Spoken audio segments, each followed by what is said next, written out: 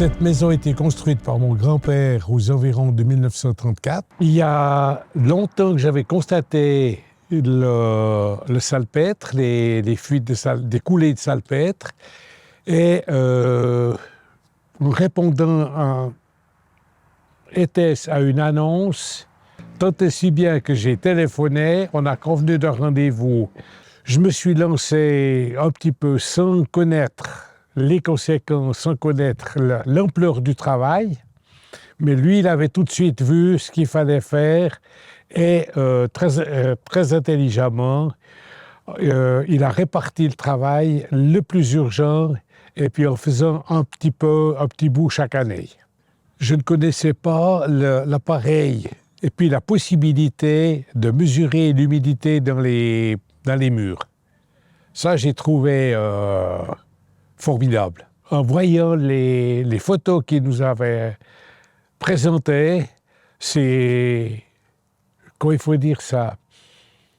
Ces cascades dans les immeubles, je ne m'imaginais pas voir dans une maison une pareille cascade, un pareil jet d'eau.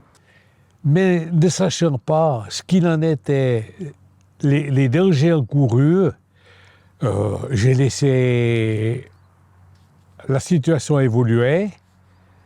Et puis après, au vu des arguments de M. Cirillo, je me suis lancé.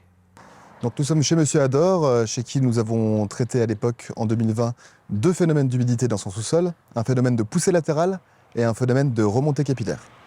Alors, je ne saurais pas que vous dire de mal.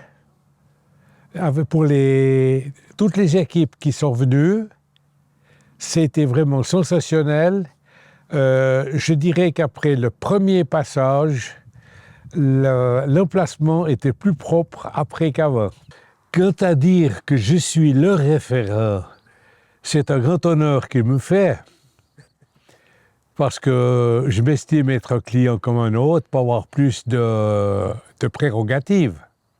Allez-y, je ne regrette pas de l'avoir fait et je n'ai que des bonnes qualifications, que des bonnes références à donner.